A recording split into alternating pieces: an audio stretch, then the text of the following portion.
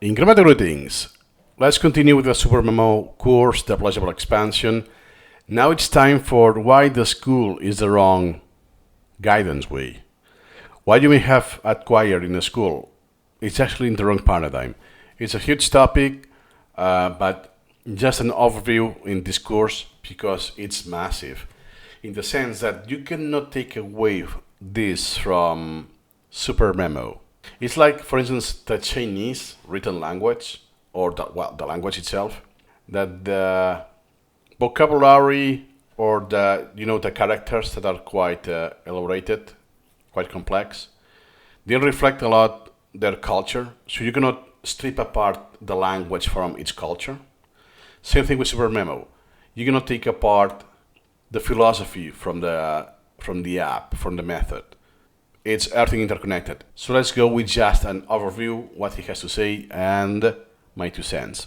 It's a thing, this is a thing that's hardwired into your brain. Liking learning new stuff. It's a given. Every single child, your children are not special if they want to learn something new. Curiosity is innate. Instead of talking for a long period of time, I suggest the book of Peter Gray, Free to Learn, or any of his articles from Psychology Today. Please check this out. They are if they don't, and that's a problem. You're probably making some big mistakes in raising them up, because every child has the. I want to make this clear. If your goal with this course is how to use Supermemo for the school system, please stop now. I'm serious. Stop now. It's not worth it. Watch other videos of the zero repetition incremental reading or the smart negligence of cramming. Because if your point is to use Supermemo for grades, better grades, passing exams, you won't care about this. And once you have the grades, you will move on from the tool. So, in perspective, I should say stop here. You're not a target of that course.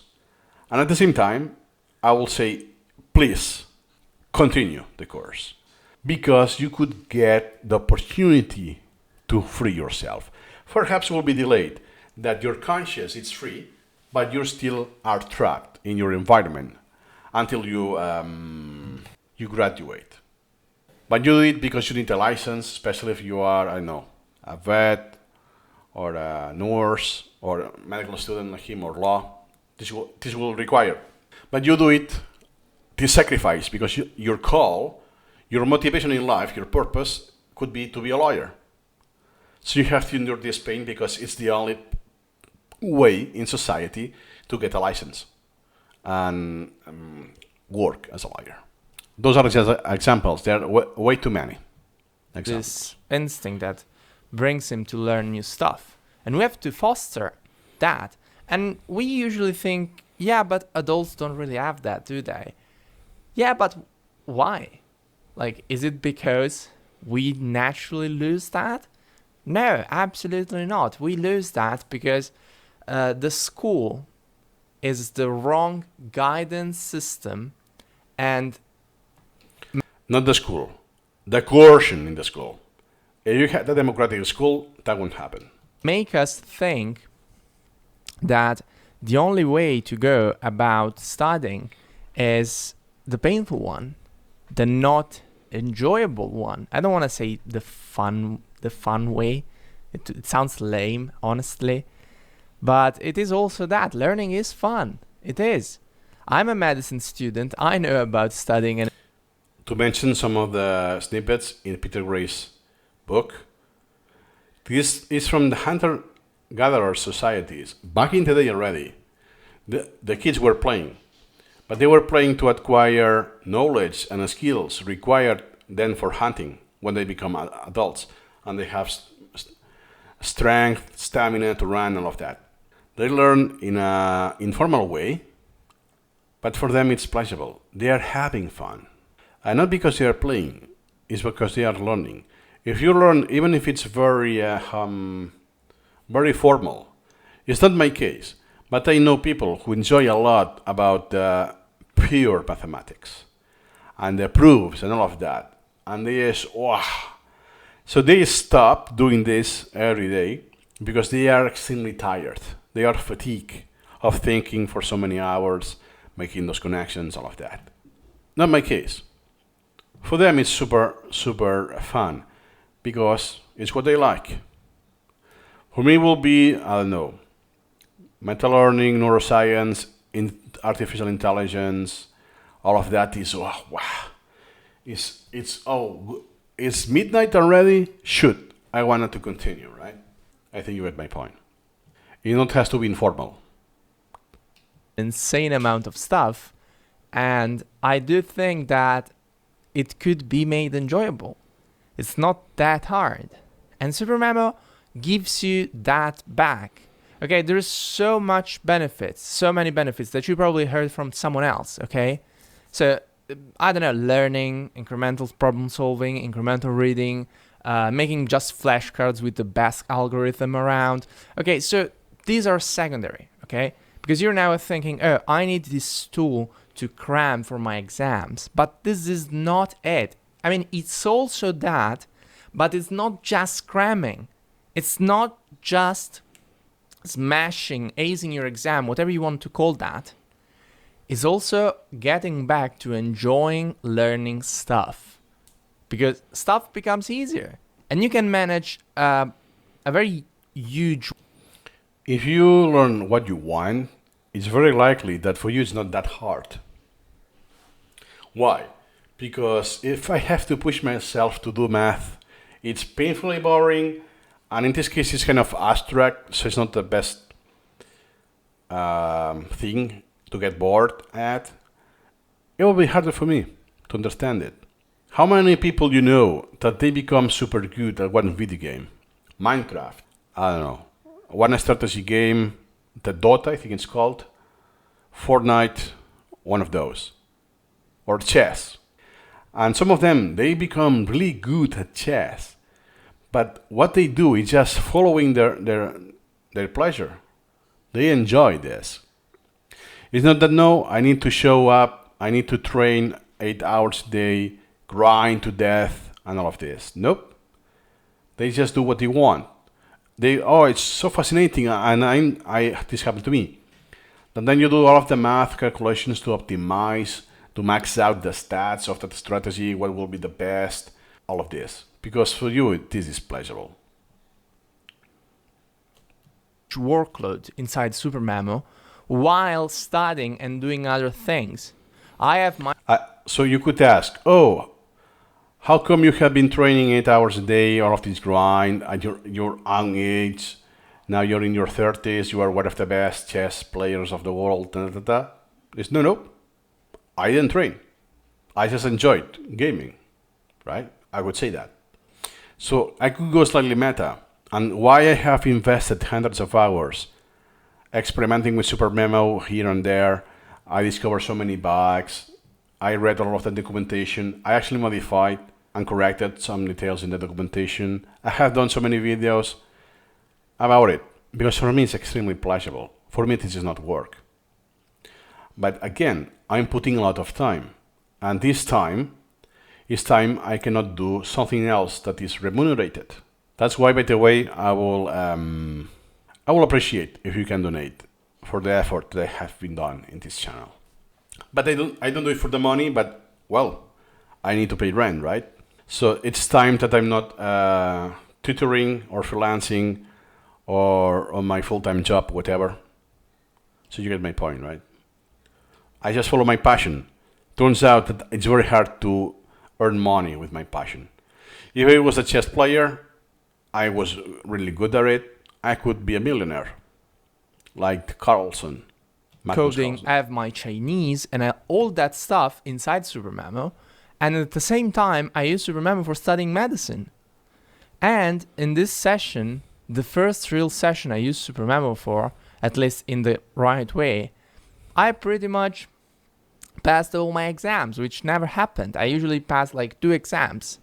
Remember, one of the weaknesses of this course, the Fowl guide, Supermemo, is that there's a very high focus on exams because this is mainly his use. Yes, he also does miscellaneous and Chinese language that is not required. It's because he wants to.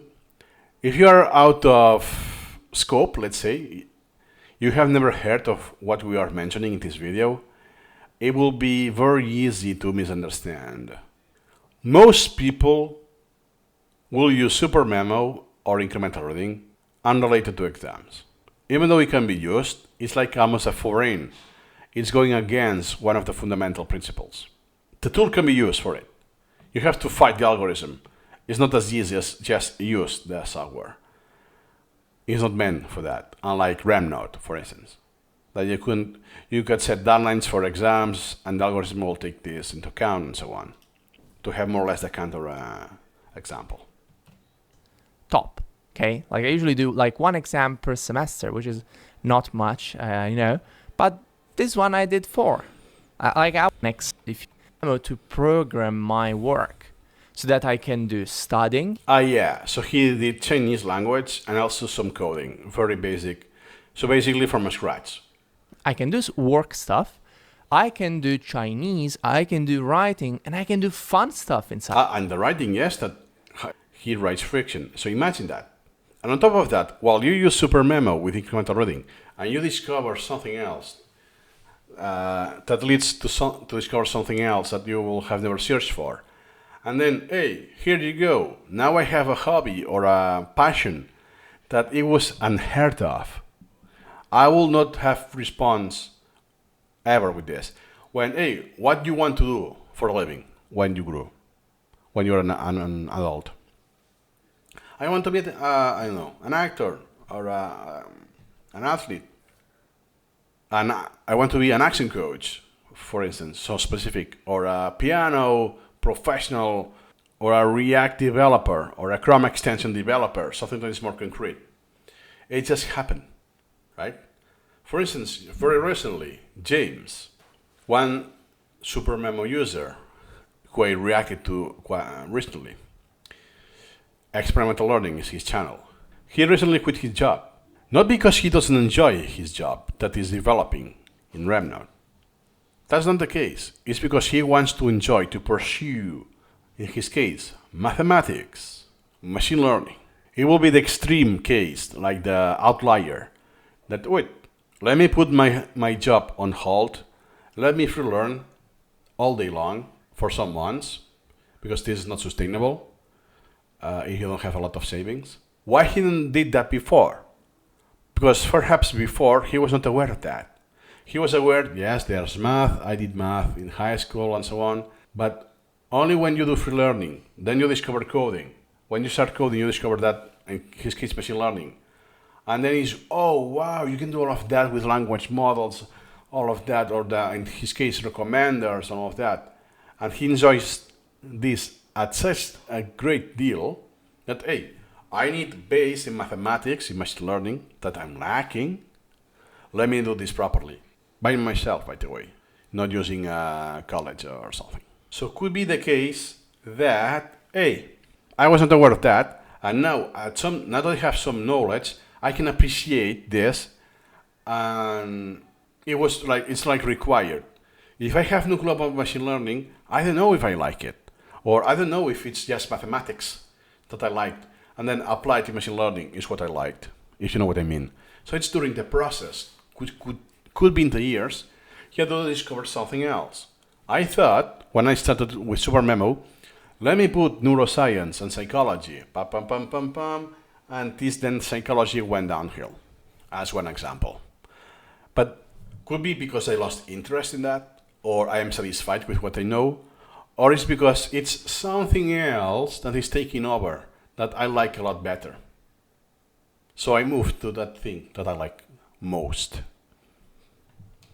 Side of it. If you only use Supermemo for medicine, that's probably the wrong way to go about it. And it's the wrong way, like a lot of Anki users. You use the tool just as a cramming tool to pass exams. What's going to happen? You have coercion, deadlines, which will lead to learned helplessness, anxiety, stress. If you use Supermemo If you use Supermemo for that, what's going to happen? The same thing on steroids. Anxiety on steroids. Stress in steroids. And we will see how to tackle, for example, medicine stuff, which is probably, together with law, one of the most dense and solid quantity of text you will have to go through, right? And together with that, you can have all the stuff you like. Like, this is the common mistake. People think, oh, I can use Supermemo for studying and that's it. But no, that's not it. That's just like the tip of the iceberg. So, in this course, we will see how to ace your exams, use Supermemo effectively, but most importantly, how to enjoy learning. You cannot do both. For the record, he didn't graduate from the school, from medical school. And again, to reiterate that one of the, according to me, weaknesses of the course is this very focus on exams, which doesn't represent Supermemo at all. So yeah, see you in the next video.